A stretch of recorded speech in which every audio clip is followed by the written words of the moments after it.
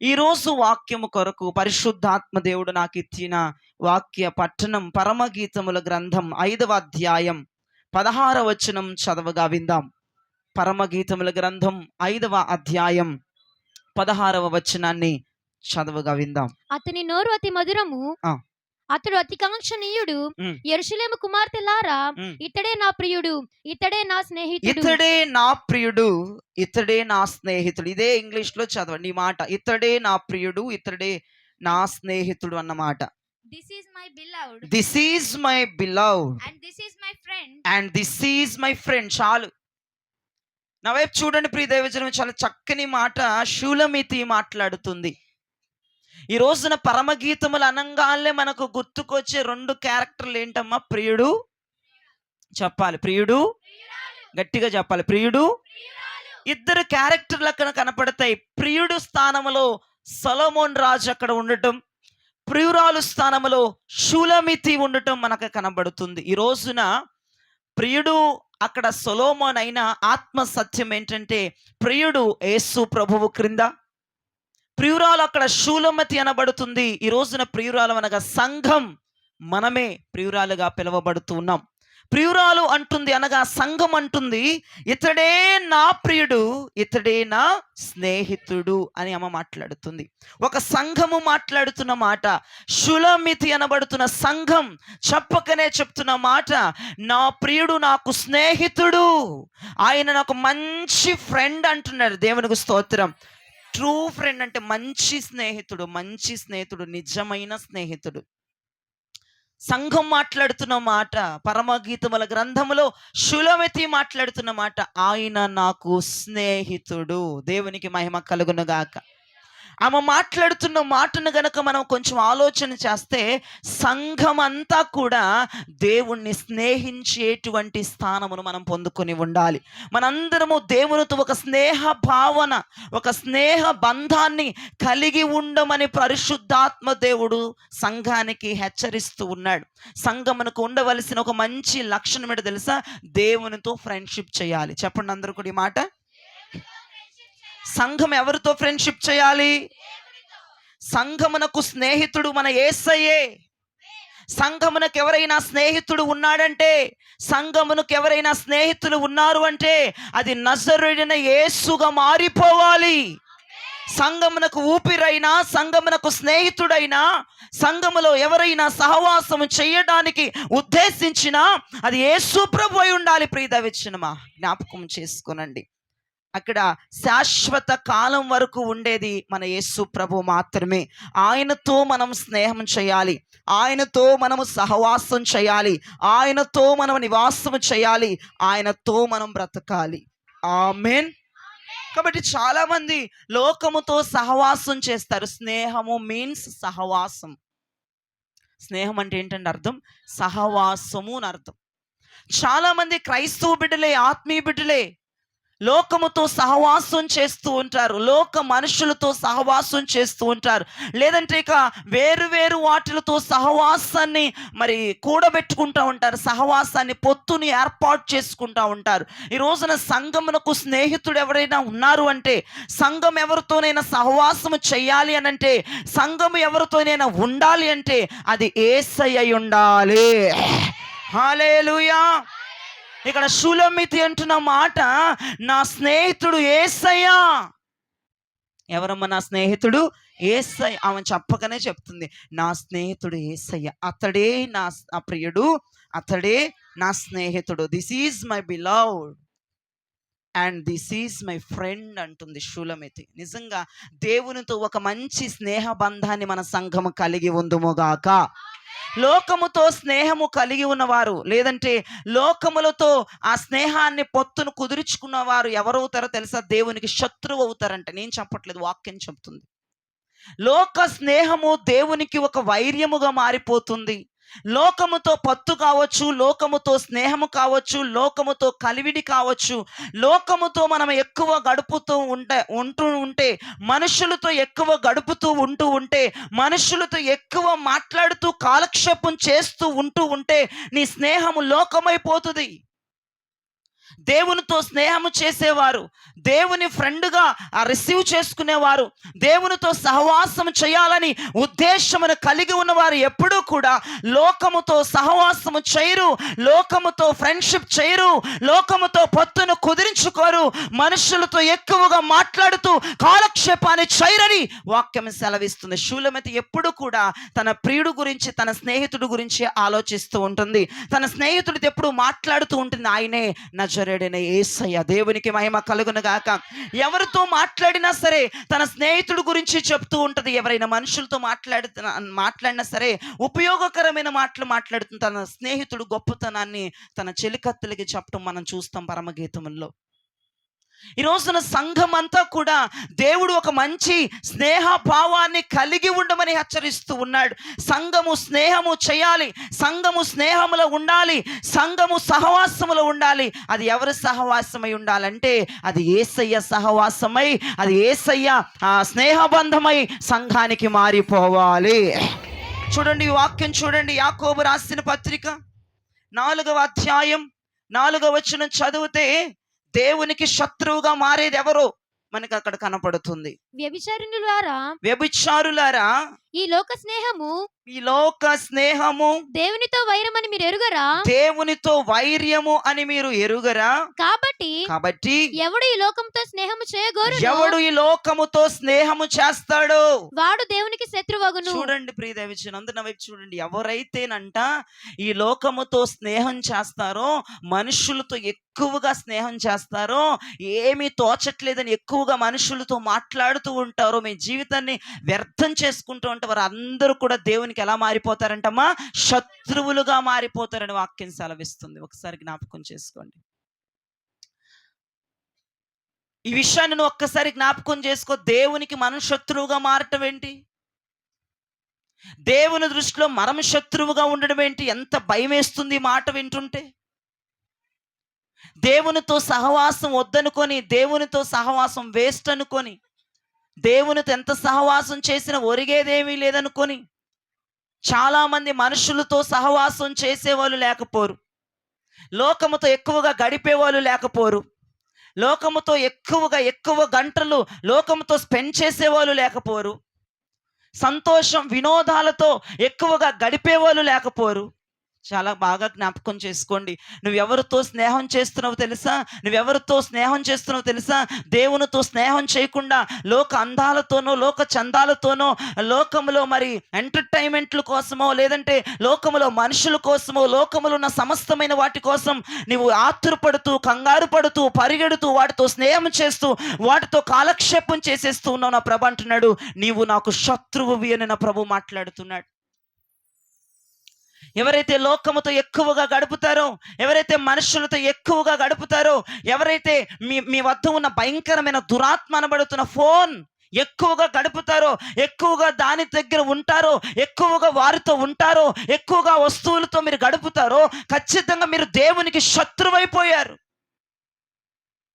ఖచ్చితంగా మీరు దేవునికి విరోధులైపోయారు. దేవుని బిడ్డలే శత్రువులంట. ఈ మాట వింటుంటేనే నాకు ఏదోలా ఆగా ఉంది. మనం శత్రువులుగా మారటం ఏంటి దేవునికి? మనం శత్రువులుగా మారి మన జీవితంలో ఎందుకు నాశనం చేసుకోవాలి? షూలమతి చెప్పగానే చెప్తుంది కదా, అతడే నా ప్రియుడు, అతడే నా స్నేహితుడు అని. నువ్వు స్నేహం చేస్తే యేసయ్యతో స్నేహం చేయాలి. నువ్వు సహవాసం చేస్తే యేసయ్యతో సహవాసం చేయాలి.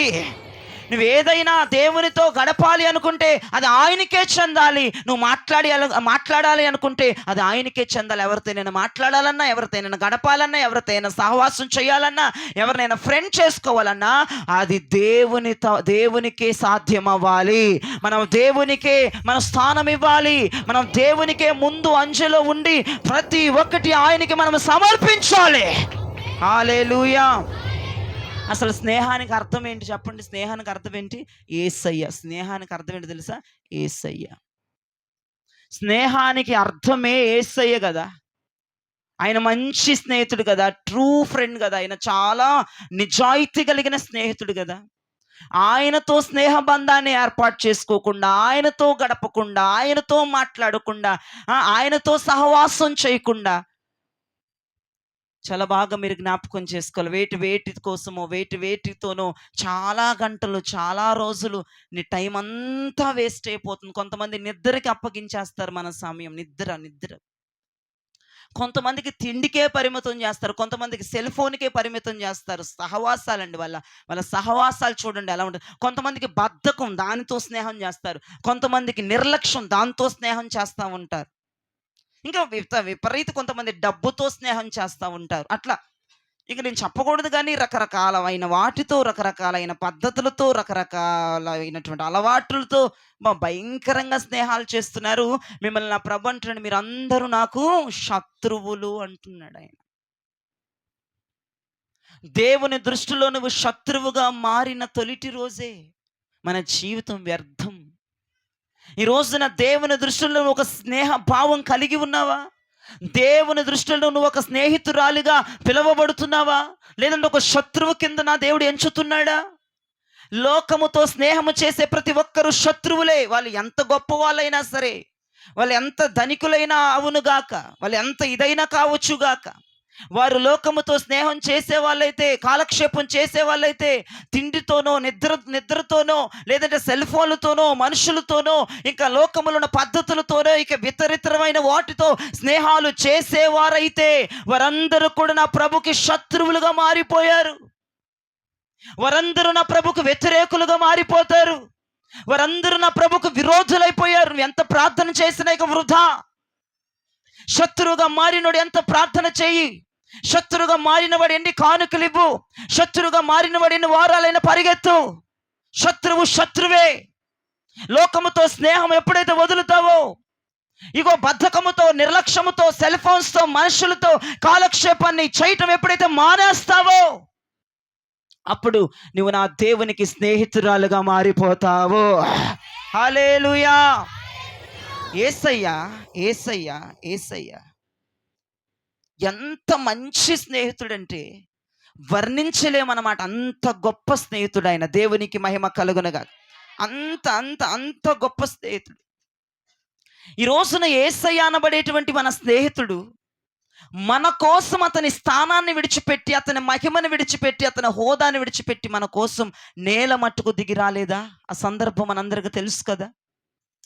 మనం ఎవరినైతే ఎక్కువగా ఇష్టపడతామో, మనం ఎవరినైతే ఎక్కువగా లైక్ చేస్తామో వారితో ఎక్కువగా ఉండాలని మనం ఆశపడతాం. ఇది సహజం. ఇది మనిషిలో వచ్చిన సహజ లక్షణం, మనిషి కలిగి ఉన్న సహజ లక్షణం. మనం ఎవరినైతే ఎక్కువగా ఇష్టపడుతూ ఉంటామో, మనం ఎవరినైతే ఎక్కువగా ప్రేమిస్తూ ఉంటామో, మనం ఎవరినైతే ఎక్కువగా లైక్ చేస్తూ ఉంటామో వాళ్ళతో ఎక్కువగా మాట్లాడాలని, వారిని చూడాలని, వారితో ఉండాలని అనిపిస్తూ ఉంటుంది. ఇప్పుడు ఒక మాట చెప్తున్నాను వినండి. యేసు ప్రభువారు మనల్ని ప్రేమిస్తున్నాడు గనక, యేసు ప్రభువారు మనల్ని విపరీతమైన ప్రేమతో ఆయన మనల్ని తృప్తిపరుస్తున్నాడు గనక, ఆయన స్థానమును మర్చిపోయాడు, ఆయన హోదాను మర్చిపోయాడు, ఆయన సింహాసనాన్ని మర్చిపోయాడు, ఆయన మహిమను మర్చిపోయి నేల మట్టుకు దిగి రిక్తునిగా, దీనునిగా, దాసునిగా, దరిద్రుడిగా వెంట కుప్పల మీద ఆయన దిగి వచ్చిన దేవుడు. మిగతా వాళ్ళు చప్పట్లు కూడా మొద్దుల్లా కూర్చున్నారు ఒక్కొక్కరు. ఆత్మ సంబంధమైన మాట మాట్లాడుతున్నప్పుడు దేవుడు దిగి వచ్చిన ఆ విధానాన్ని ఎక్స్ప్లెయిన్ చేసి చప్పట్లు కొట్టరే. ఇక ఆపేయ్. ఆలోచన చేయండి ఒకసారి. ఆయన మనతో సహవాసం, మనతో నివాసం చేయాలని కోరుకుంటున్నాడంటే మనల్ని ఎంత ప్రేమిస్తున్నాడు ఆయన, మనల్ని ఎంత ఇష్టపడుతున్నాడు ఆయన, మనల్ని ఎంత లైక్ చేస్తున్నాడు ఆయన. ఎవరైనా సరే ఎక్కువగా ప్రేమించే వాళ్ళతో ఉండాలని, ఎక్కువగా ఇష్టపడే వాళ్ళతో గడపాలని, వారితో మాట్లాడాలని చాలా బాగా అనుకుంటూ ఉంటారు. మన మనసంతా మనకి ఇష్టమైన వాళ్ళ మీదే లాగుతూ ఉంటుంది. మరి యేసు ప్రభు వారి మనసంతా ఎవరి మీద లాగుతుందమ్మా? సంఘం అనబడేటువంటి ఆయన బిడ్డల కొరకు ఆయన ప్రాణము తగతహలాడిపోతుంది. ప్రేదా విషయం అసలు ఆయన స్థానం ఏంటి, ఆయన హోదా ఏంటి, ఆయన లెవెల్ ఏంటి, ఆయన పద్ధతి ఏంటి?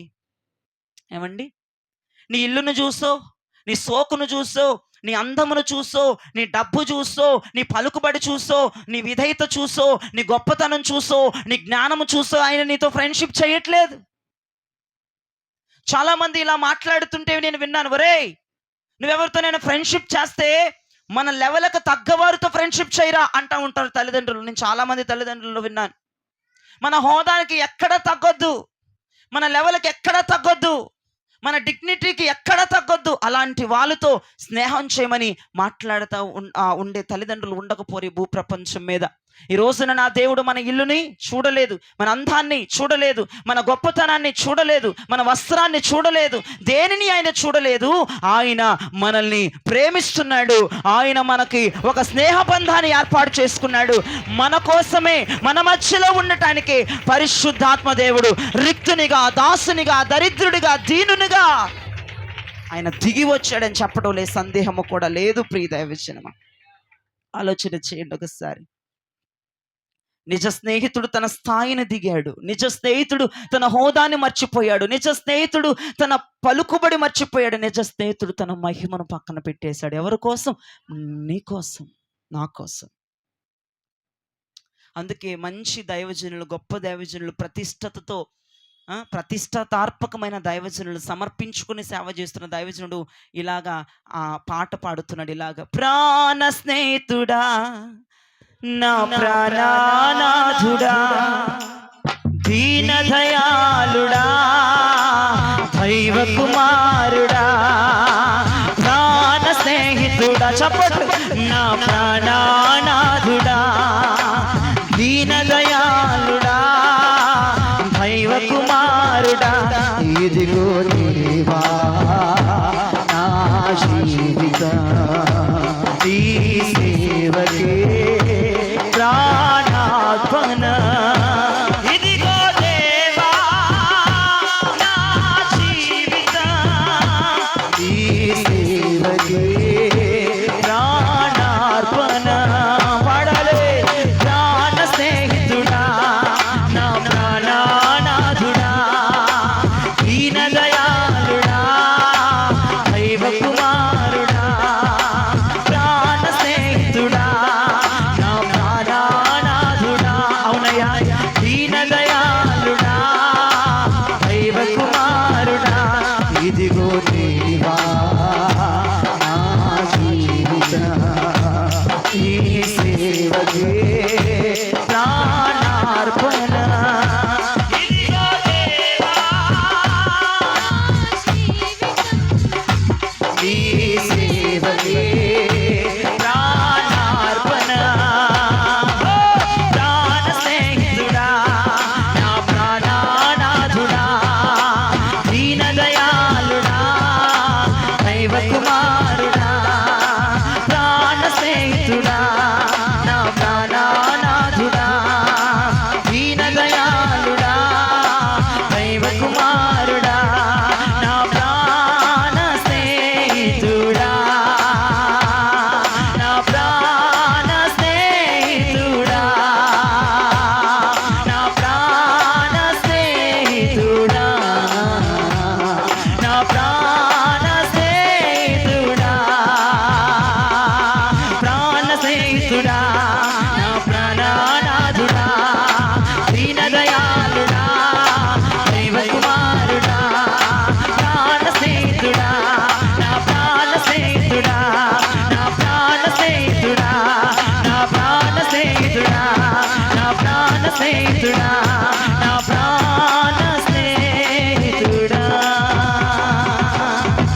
ఎవరంటాం? ఆయన మనకి ప్రాణ స్నేహితుడు అంటాం. అలాగున మన జీవితంలో మన ప్రాణ స్నేహితుడిగా ప్రభు మారిపోవునుగాక. మన ప్రాణ స్నేహితుడిగా ప్రభుకి మన స్థానం ఇచ్చుదుముగాక. యేసు ప్రభు వారు లాజరు చనిపోయి అప్పటికే 3 రోజులు అయిపోయింది. మార్తమ్మేమో సమాధి దగ్గర పడిపోయి చూస్తుంది ఆయన కొరకు. మరి ఏమో గదిలో పడిపోయి ఆయన ఖచ్చితంగా వస్తాడని మరి ఏమో గదిలో పడిపోయి ఏడుస్తా ప్రార్థన చేస్తుంది. యేసుప్రభు వారు 3 రోజుల తర్వాత తన శిష్యులతో అంటాడు, మన స్నేహితుడు నిద్రిస్తూ ఉన్నాడు, వెళ్ళి మేలుకొలుపుదాం పదండి అంటున్నాడు ఆయన. దేవునికి స్తోత్రం. ఏమని సంబోధిస్తున్నాడు ఆయన మనల్ని? మన స్నేహితుడు, నా స్నేహితుడు.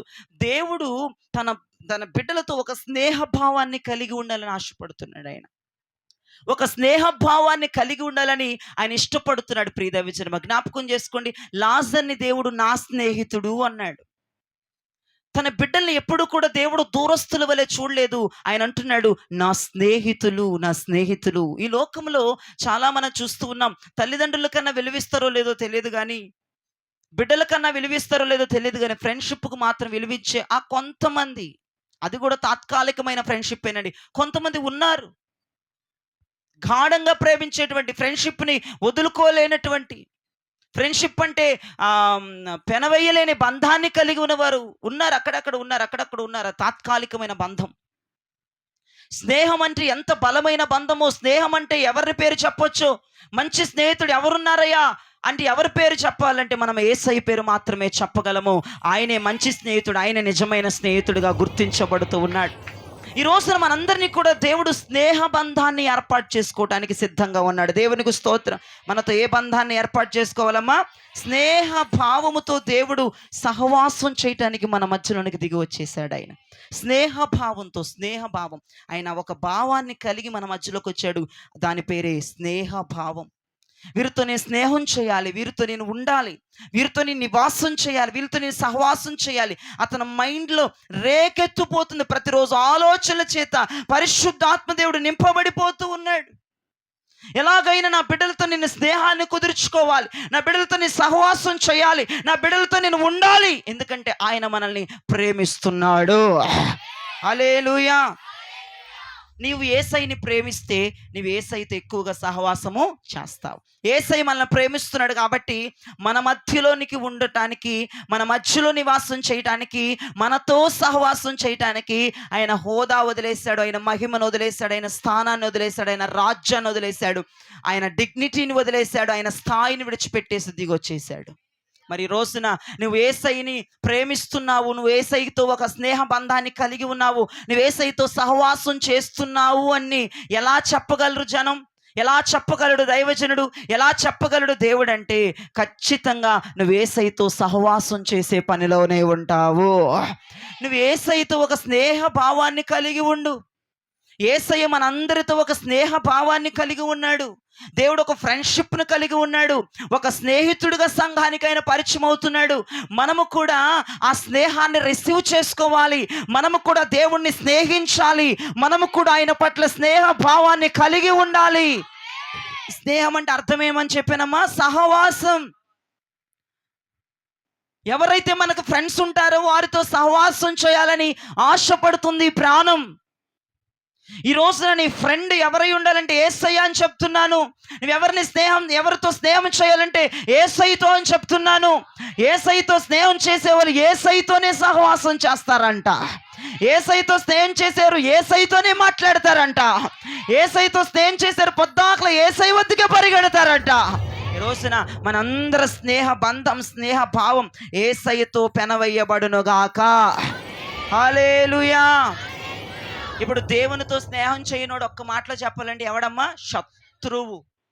యేసయ్యతో సహవాసం చేయనివాడు ఎవడమ్మా? ఇప్పుడు శత్రువు. యేసయ్యతో గడపనవాడు ఎవడమ్మా? శత్రువు.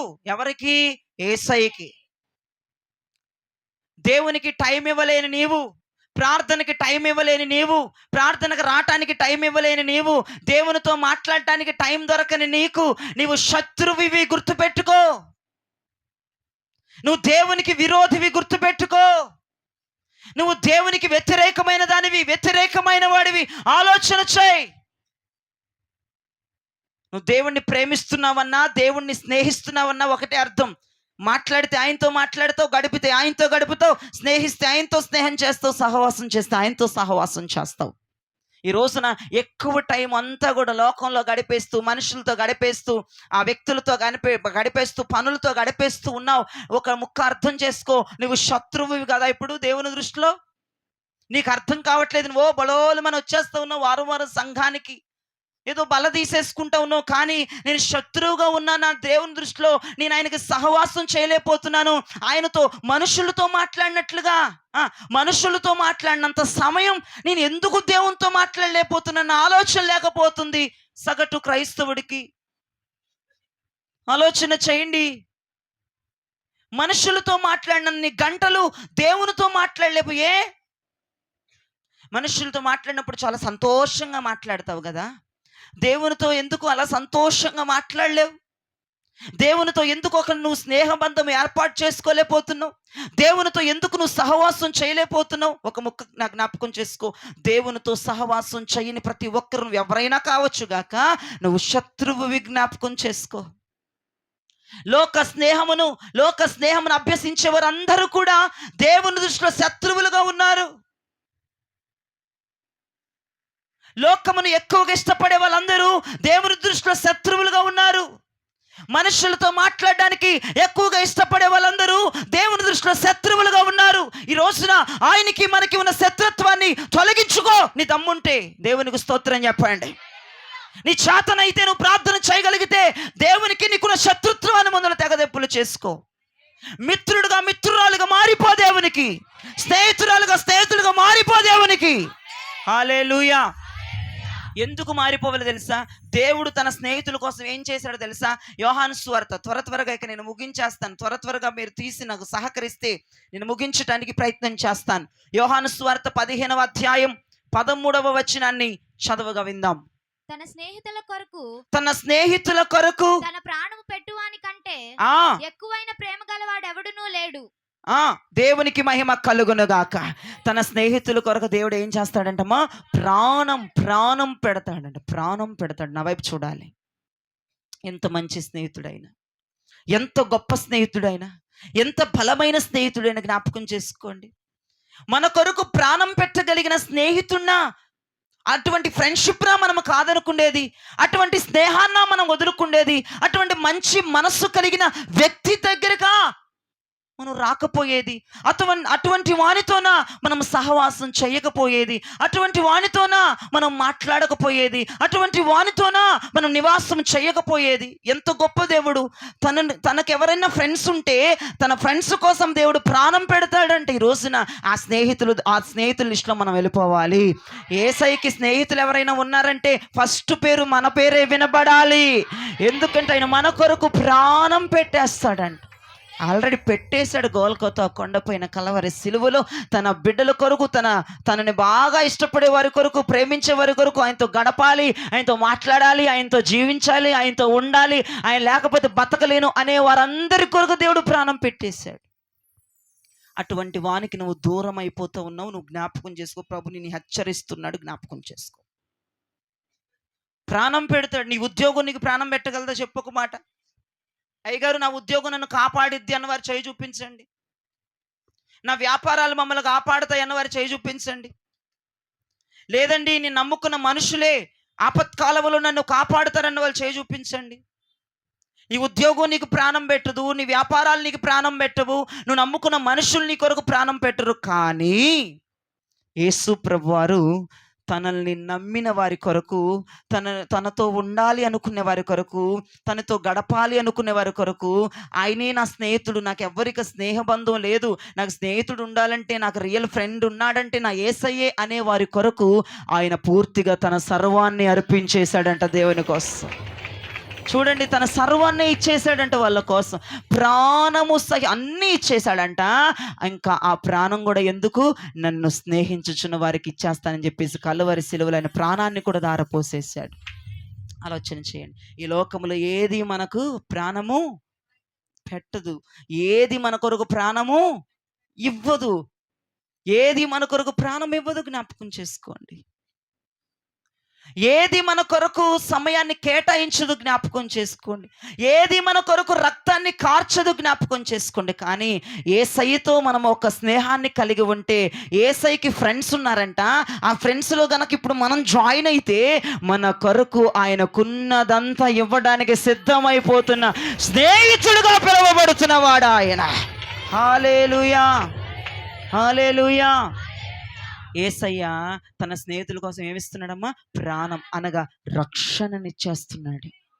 నేనున్నాను, నీకేమనైతే నా ప్రాణాలు అడ్డేస్తాను, నా ప్రాణములు సైతం మరి ఇటువంటి వాడినాను నిర్లక్ష్యం చేస్తుంది. ఎంత పాపమమ్మా, ఎంత మూర్ఖత్వమమ్మా.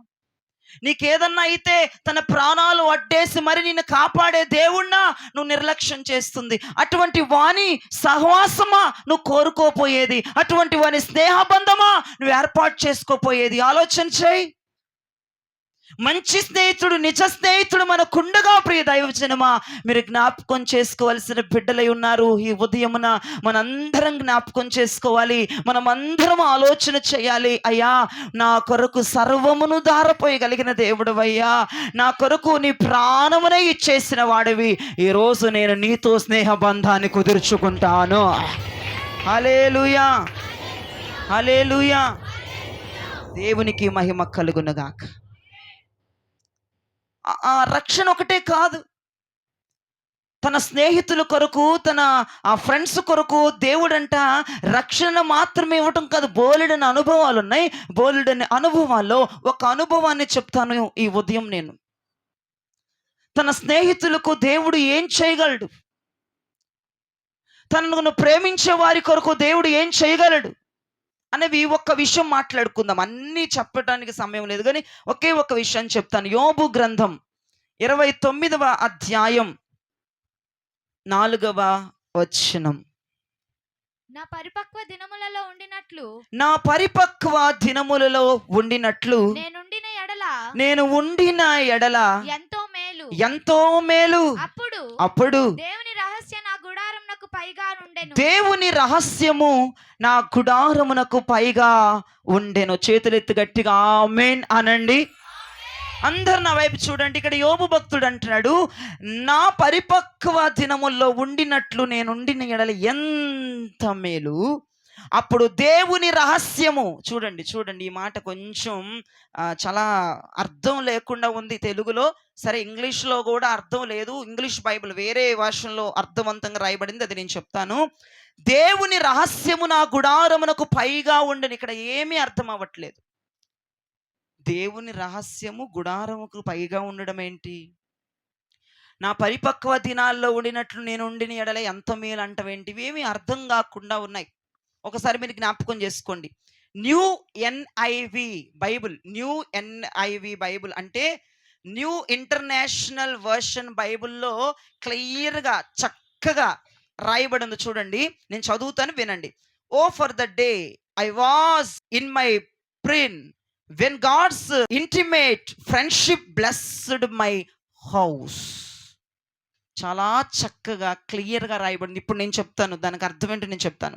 దేవునితో ఉన్న స్నేహ బంధం నన్ను, నా గుడారాన్ని ఆశీర్వదిస్తుంది. హల్లెలూయా. అదే రాయబడింది చూడండి, when God's intimate friendship blessed my house. నేను దేవునితో స్నేహాన్ని కలిగి ఉన్నాను కాబట్టి నన్ను, నా గుడారాన్ని ఆయనతో కలిగి ఉన్న ఈ స్నేహ బంధం ఆశీర్వదిస్తుంది అని అర్థం. ఓకేనా? రహస్యం అని ఉంది అక్కడ చూడండి, తెలుగులో దేవుని రహస్యము నా గుడారమునకు పైగా ఉంది అని ఉంది. సీక్రెట్, రహస్యం అంటే ఇంగ్లీష్లో ఏమంటారమ్మా? సీక్రెట్. స్నేహాన్ని ఇంగ్లీష్లో ఏమంటారు? ఫ్రెండ్షిప్. Secret, friendship. ఏమన్నా పొత్తు కుదురుతుందా? మీరు జ్ఞాపకం చేసుకోండి, ఏమన్నా ఉందా అసలు ఈ రెండింటికి సింక్? ఏంటి సీక్రెట్, ఏంటి ఫ్రెండ్షిప్, ఏంటి ఫ్రెండ్? ఈ సీక్రెట్కి ఫ్రెండ్కి ఉన్న రిలేషన్ ఏంటి? ఎందుకు యోబు భక్తుడు నా గుడారమునకు పైగా దేవుని రహస్యం ఉంది అని అంటున్నాడు? ఆయన స్నేహ బంధం, చాలా జాగ్రత్తగా వినండి, ఆయన స్నేహ బంధం నా మీద ఉన్నప్పుడు నేను పరిపక్వత చెందుతున్నానని నేను చెప్పకనే చెప్తూ ఉన్నాడు.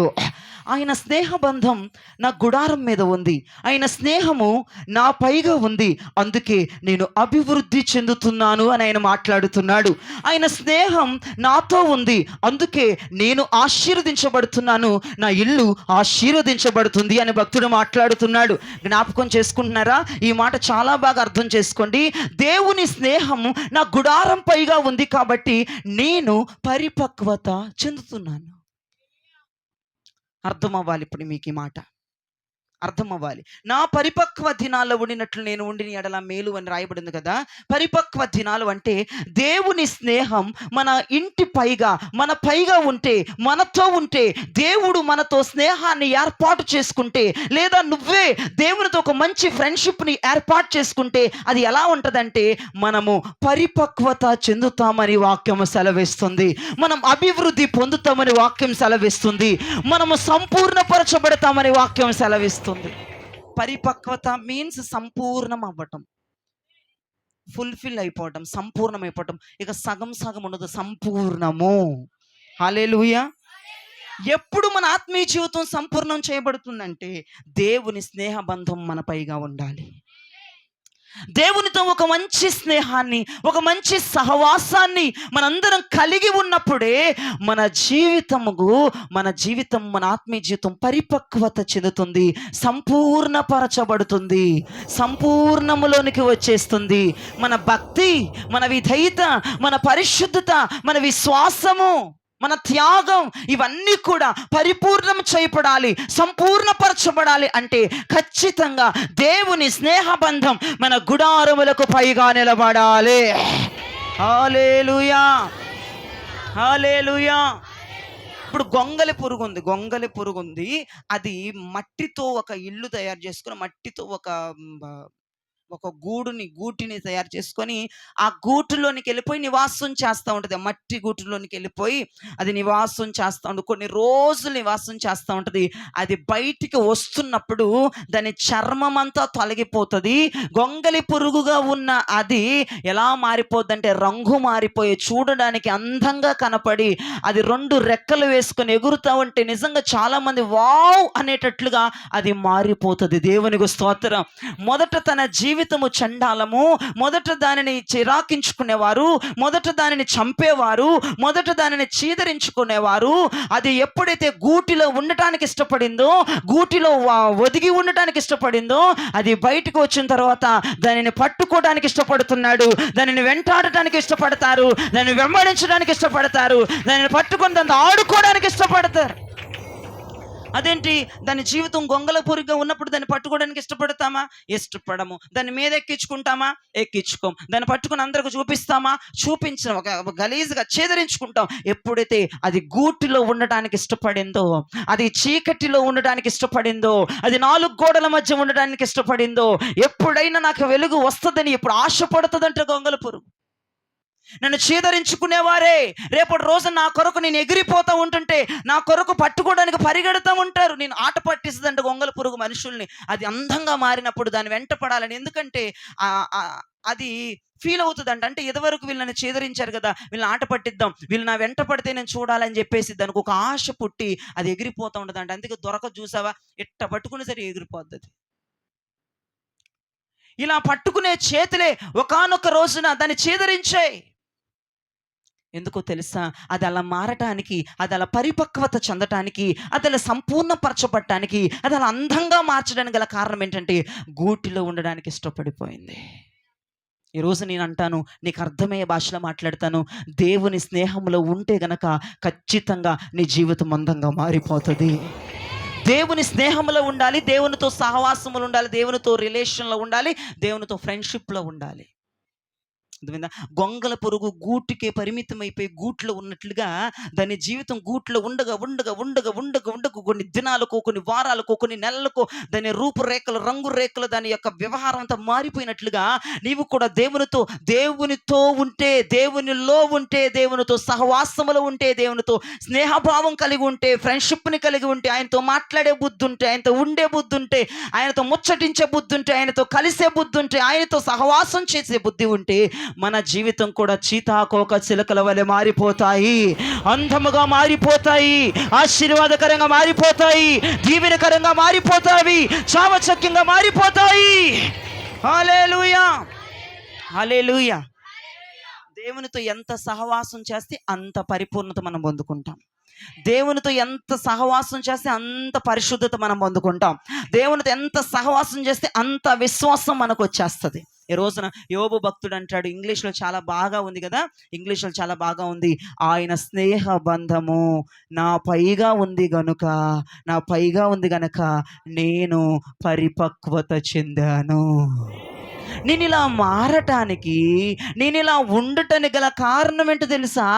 ఆయన స్నేహ బంధము కింద నేను ఉన్నాను, ఆయన స్నేహ బంధం అనే గూటిలో నేనున్నాను, ఆయనతో ఫ్రెండ్షిప్లో నేనున్నాను, ఆయనతో సహవాసంలో నేనున్నాను. అంతే. ఆయనతో ఉన్న సహవాసం మన జీవితంలో అద్భుతాన్ని తీసుకొచ్చి పెడుతుంది. నీతో నా జీవితం సంతోషమే, గొప్ప దైవజనుడు రాశాడు, పాడొద్దులే కానీ, నీతో నా అనుబంధము ఆశ్చర్యమే.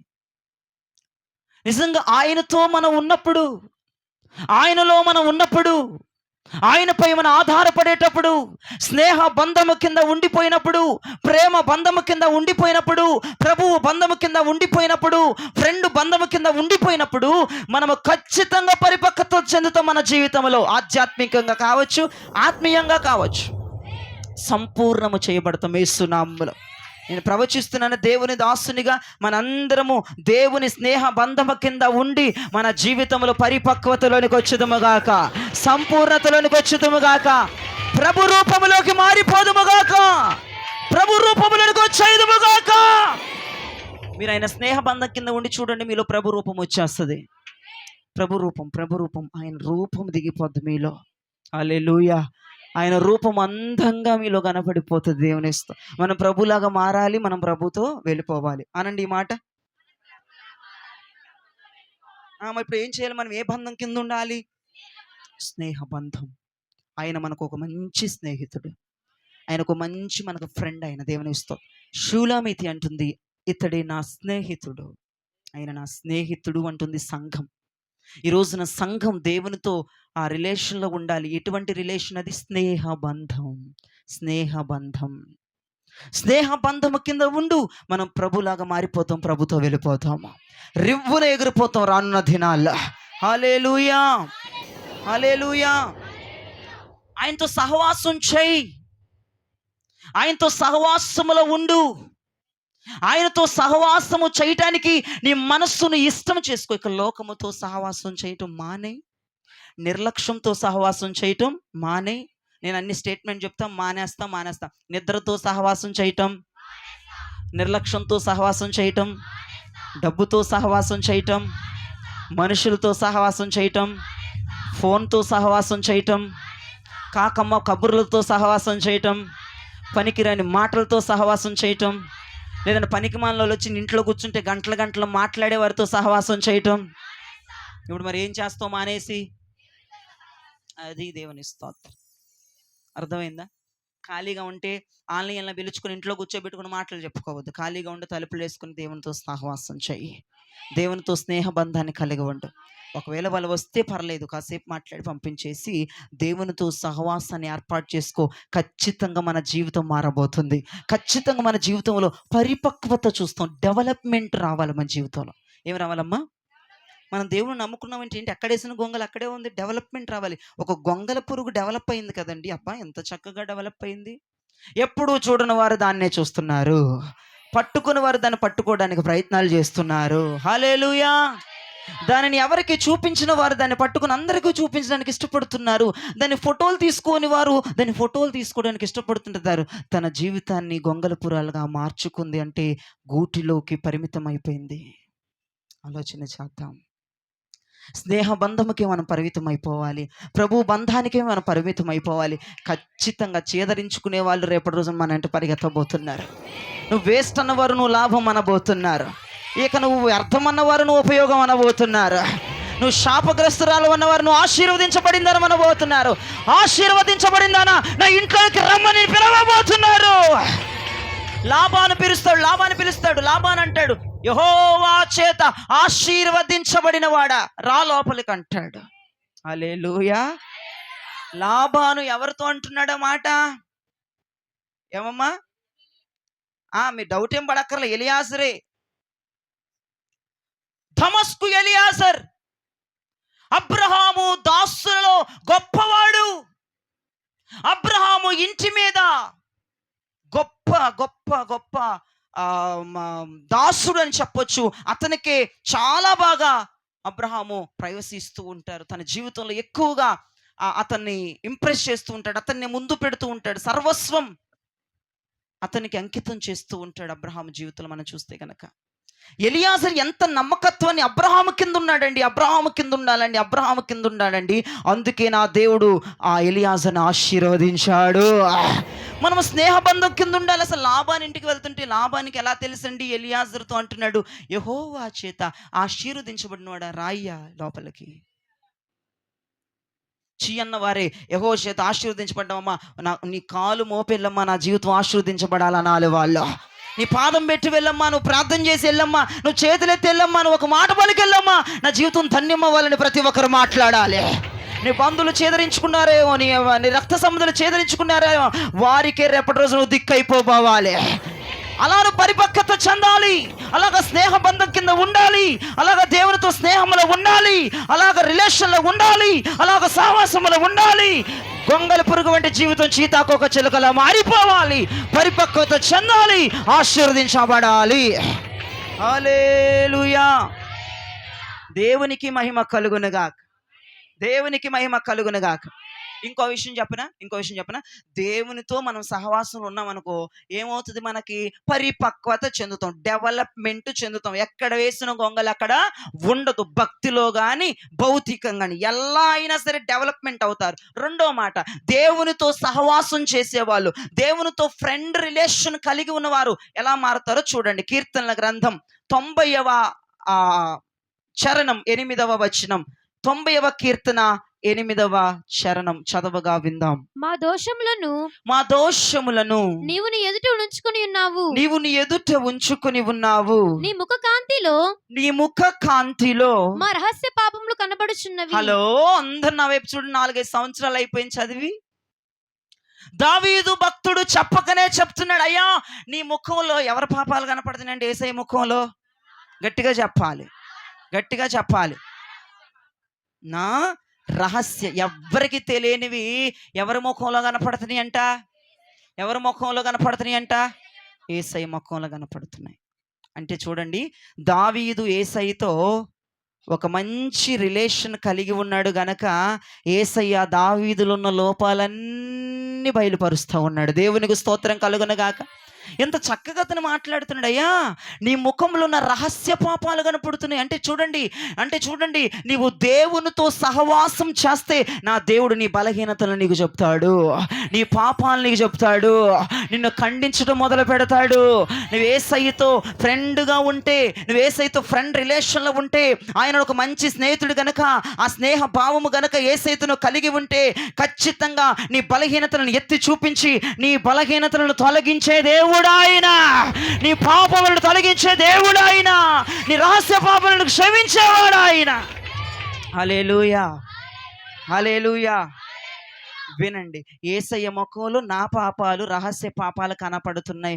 కనపడిన పాపాలు ఏం చేసేస్తాడు ఇప్పుడు? యేసయ్య తీసేస్తాడు. అంటే యేసయ్యతో స్నేహం కలుగున్నాం అనుకోండి, మన బలహీనతలన్నీ చెప్తూ ఉంటాడు. ఆ చెప్పిన బలహీనతలన్నీ ఆయనే తీసేస్తూ ఉంటాడు. అర్థమవుతుందా? నువ్వు మనుషులతో సహవాసం చేసావనుకో, ఇంకా ఎక్కువగా పాపం చేసే వాళ్ళగా చేస్తారా, పరిశుద్ధులుగా చేస్తారా? నిన్ను ఇంకా ఎక్కువగా పాపం చేసే వాళ్ళగా చేసేస్తారు. మనుషులతో గనక నువ్వు సహవాసం చేస్తే, ఒక్క బూతు మాట్లాడేదానివి మనుషులతో సహవాసం చేస్తే 100 బూతులు మాట్లాడతావు. ఒక్క దొంగతనమే, జాంకాయలు దొంగతనం చేసేదానివి రేపటి రోజున డబ్బు దొంగతనం చేసేటట్టు చేస్తారు మనుషులు నిన్ను. అర్థమైందా? ఏదో 2-3 తిట్లే తిడతా ఉంటావు శాపగ్రస్తమైనవి. మనుషులతో సహవాసం చేస్తే 100 రకాల శాపగ్రస్తమైన తిట్లు తిడతా ఉంటాం. ఆలోచించు. దేవునితో సహవాసం చేస్తే మన లోపాలన్నీ దేవుడు తొలగించేస్తాడు, మన పాపాలని దేవుడు క్షమించేస్తాడు, కడిగేస్తాడు, హిస్సోపుతో కడిగేస్తాడు. దేవునితో సహవాసం చేస్తే అలా మనం మారిపోతాం. దేవునికి స్తోత్రం. యేసయ్యతో సహవాసం చేయండి, ఖచ్చితంగా మన పాపాలు తొలగిపోయేటట్లుగా ఆయన స్నేహం చేయబోతుంది. మన రోగాలు కుదిర్చేటట్లుగా ఆయన స్నేహం చేయబోతుంది.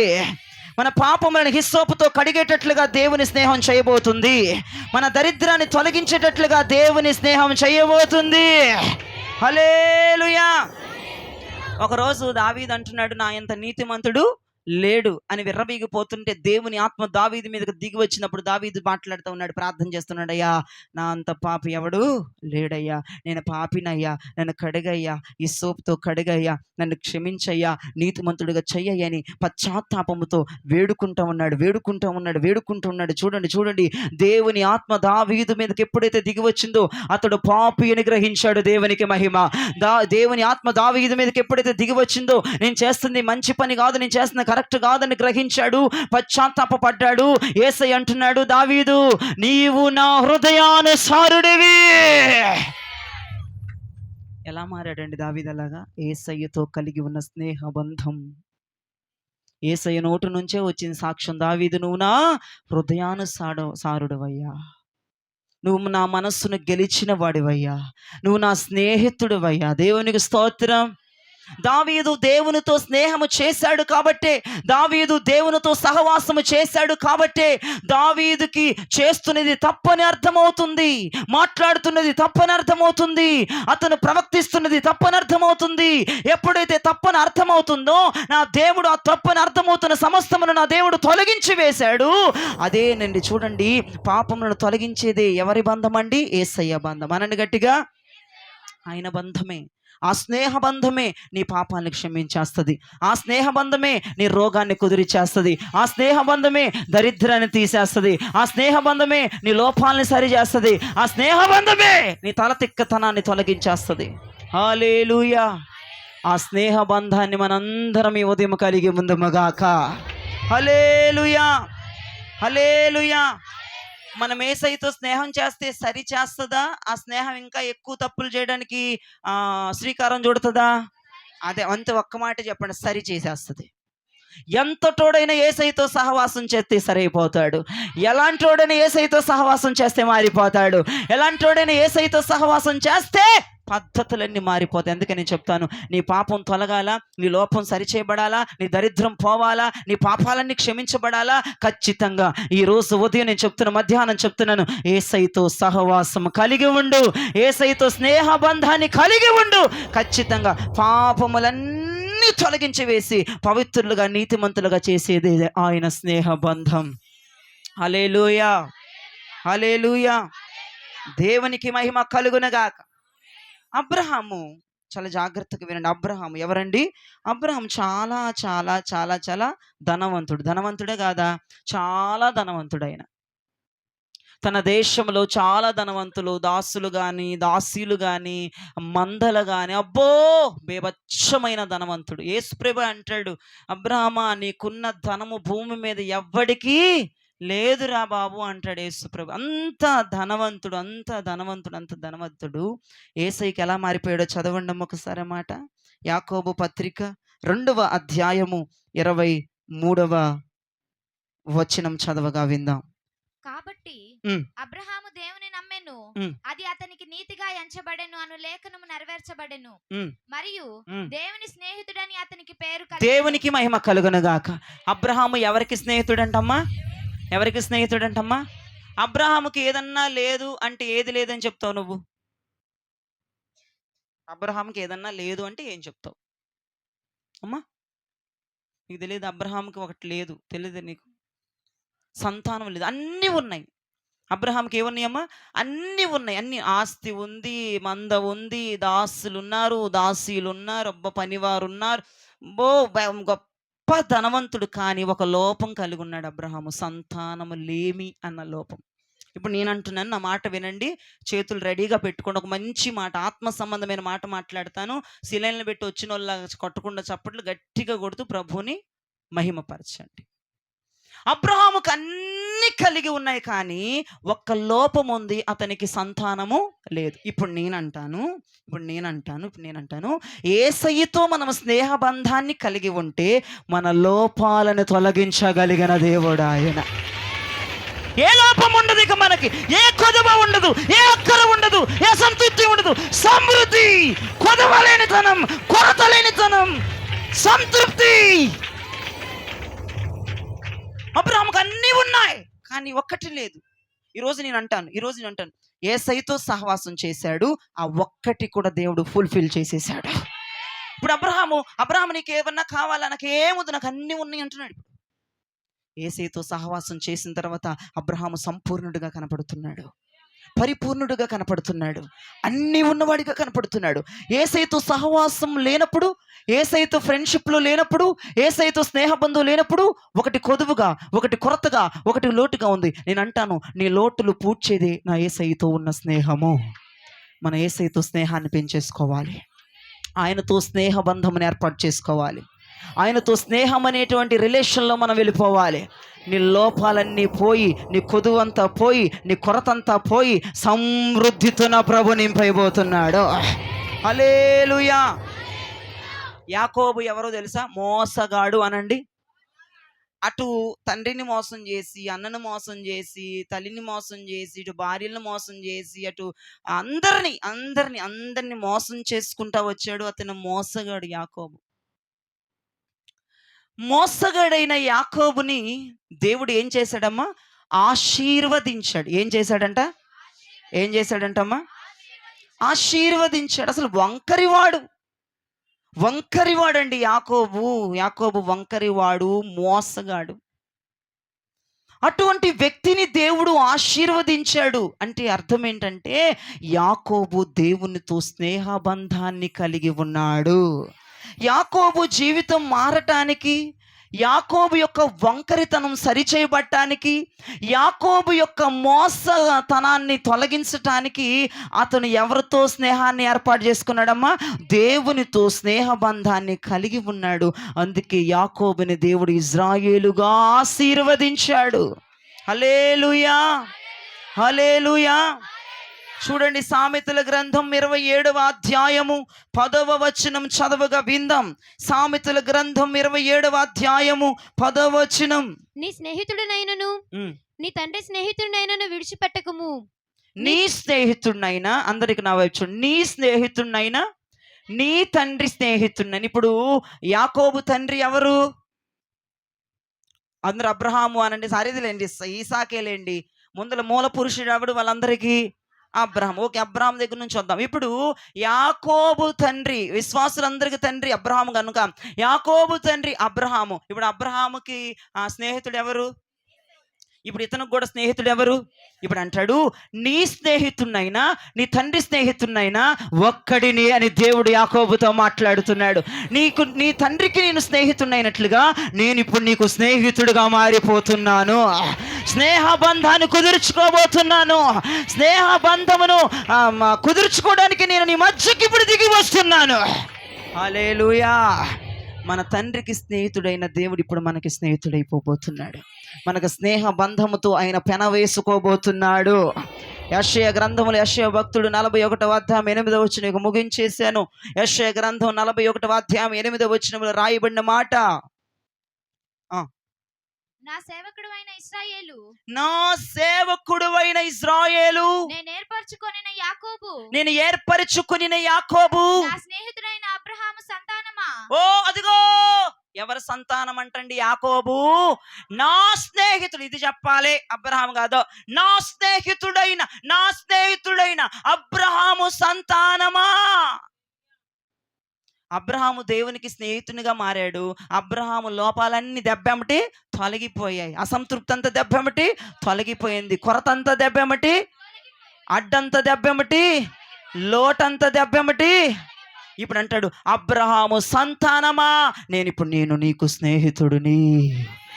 అబ్రహాము దేవుడు, ఈసాకు దేవుడు, యాకోబు దేవుడే, ఆ మంచి స్నేహితుడే ఈ మధ్యాహ్నం పూట నీతో ఒక స్నేహ బంధాన్ని ఏర్పాటు చేసుకోవటానికి మహిమను, స్థాయిని, సింహాసనాన్ని విడిచి మన వద్దకు ఆయన వచ్చి ఉన్నాడు.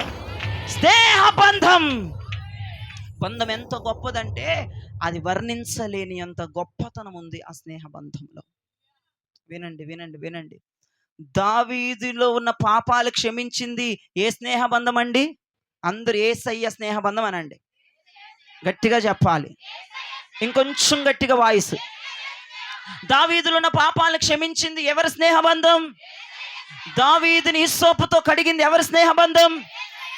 అబ్రహాము లోపాలని, అబ్రహాములో ఉన్న కొదువుని, అబ్రహాములో ఉన్న లోటుని తీర్చేసింది ఎవరితో ఉన్న స్నేహబంధం? ఇప్పుడు యాకోబుని, మోసగాడైన యాకోబుని, వంకరిగాడైన యాకోబులో నుండి ఆశీర్వాదకరంగా మార్చింది ఎవరి స్నేహబంధం? వినండి, యాకోబు ఒక ముక్కలో చెప్పాలంటే మోసగాడు కదా. ఇప్పుడు యాకోబు ద్వారానే ఇజ్రాయేల్ గోత్రాలన్నీ ఆశీర్వదించబడ్డాయి. హల్లెలూయా.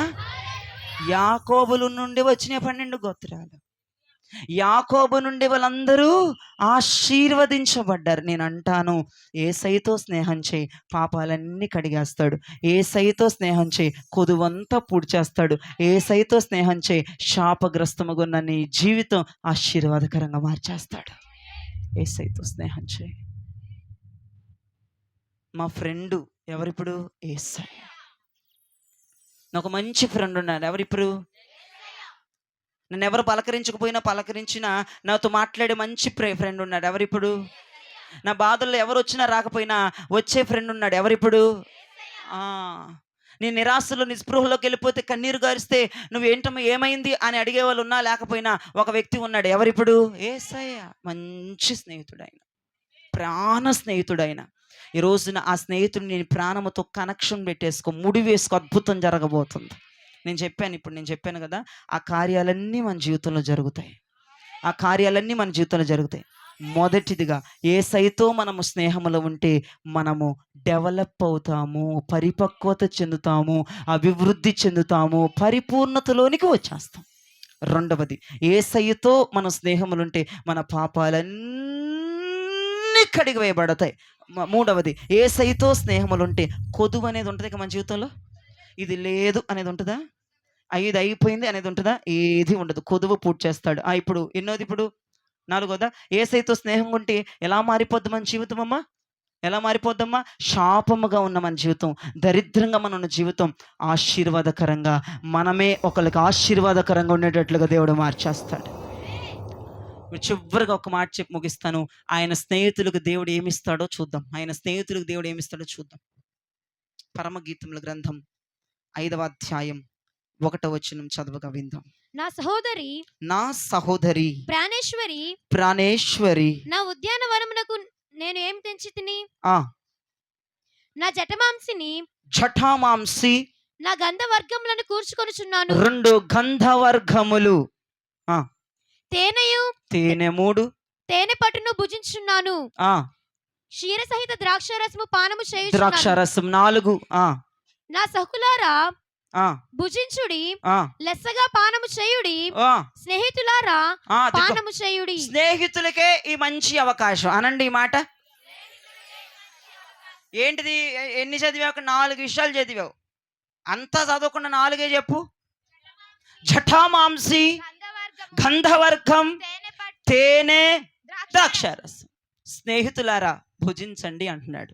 స్నేహితులకి ఇస్తున్నారా లేదంటే అందరికి ఇచ్చేస్తున్నాడు? అవన్నీ ఒక ముక్కలో చెప్పాలంటే తృప్తిగా తినండి అంటున్నాడు. అవన్నీ ఇచ్చి తృప్తిగా భుజించండి. జఠామాంసి, గంధవర్గం. దేవుని కృపంటే ఇవన్నీ ఇంకోసారి ఎక్స్ప్లెనేషన్ ఇస్తాను. ఒక్క ముక్కలో చెప్పాలంటే తన స్నేహితులు తృప్తిగా ఉంటారు. తన స్నేహితులకి నా దేవుడు తృప్తిని కలగజేస్తాడు. తృప్తినిచ్చే దేవుడు ఆయన. తన స్నేహితులు ఎప్పుడు కూడా లోటుగానో లేదంటే కొదువుగానో లేదంటే అసంతృప్తిగానో ఉండరు. తృప్తికరమైన జీవితాన్ని వాళ్ళు జీవిస్తారు. తృప్తికరంగా భూమి మీద వాళ్ళు బ్రతుకుతారు. దేవునికి స్తోత్రం. ఆయన పెట్టినా ఎలా పెడతాడు? తృప్తిగా. దేవునికి స్తోత్రం. అయ్యో అయిపోయింది ఏంటి అని ఇంకా 12 గంపలు అంటే అమ్మయ్య ఉందా? తృప్తిగా తినగా నా దేవుడు స్నేహితులకి ఎలా ఉంచుతాడంటే తృప్తిగా జటామాంసిని, గంధవర్గాన్ని, తేనెని, ద్రాక్షారసాన్ని తృప్తిగా లెస్సగా భుజించండి. సఖీ అంటాడు. సఖీ అంటేనే ఆ మాట కూడా అర్థం స్నేహితురాలా అని అర్థం. సఖీ అంటాడు పరమగీతముల గ్రంథములో. మీకు అంతెందుకు, తెలుగులోనే రాయబడింది స్నేహితులారా. మళ్ళీ ఒకసారి చదువు మాట. స్నేహితులారా పానము చేయు. నువ్వేంటి అంత నీరసంగా చదువుతున్నావు? ఏమ్మాయి, నువ్వు స్నేహితురాలు కదా ప్రభుకి. నువ్వు ప్రభుకి స్నేహితురాలు అయితే ఎలా చదువుతావు? చదువు. ఇప్పుడు నీ ఊపు చూస్తాను నేను. నువ్వు ప్రభుకి ఫ్రెండ్, ఎలా చదువుతావు? చదువు. స్నేహితులారా పానము చేయుడి. అట్లా ఆగుతావా? స్నేహితులారా మీరే పానము చేయండి. స్నేహితులారా ఈ ద్రాక్షారసం మీరే తాగాలి. ఆమెను చెప్పండి. ఈ ద్రాక్షారసం మీరే తాగాలి స్నేహితులారా. ఈ తేనె మీకే సొంతం స్నేహితులారా. జఠామాంసి మీకే సొంతం, గంధవర్గం మీకే సొంతం. నేను ఎవరికి ఇవ్వను, స్నేహితులకే ఇస్తాను. నాతో స్నేహం చేసే వాళ్ళకే ఇస్తాను, నాతో సహవాసం చేసే వాళ్ళకే ఇస్తాను, నాతో రిలేషన్లో ఉన్న వారికే ఇస్తాను, స్నేహ బంధాన్ని కలిగిన వారికే ఇస్తాను. ఒక్క ముక్కలో చెప్పాలంటే దేవుని స్నేహితులుగా మారిన వారు తృప్తి లేని జీవితాన్ని జీవించరు, తృప్తి కలిగిన జీవితాన్ని జీవిస్తారు. ఇప్పుడు మన అందరం మనుషులతో స్నేహం మానేసి ఎవరితో స్నేహం చేయాలి? నిర్లక్ష్యంతో స్నేహం మానేసి ఎవరితో? బద్ధకంతో స్నేహం మానేసి ఎవరితో? నిద్రతో స్నేహం మానేసి ఎవరితో? కాకమ్మ కబుర్లతో స్నేహం మానేసి ఎవరితో? లోకంతో స్నేహం మానేసి ఎవరితో? సెల్ ఫోన్స్తో స్నేహం మానేసి ఎవరితో? మారిపోండి. యేసయ్యతో స్నేహం మొదలు పెట్టేయండి. యేసయ్యతో స్నేహంలో ఉండటానికి బిజీ అయిపోండి. దేవునికి స్తోత్రం. హల్లెలూయా. గొప్ప కార్యాలు మన జీవితంలో ప్రభు చేయును గాక. ఈ వాక్యమును దేవుడు దీవించి మీ వెనుకలు ఆశీర్వదించును గాక. ఆమేన్.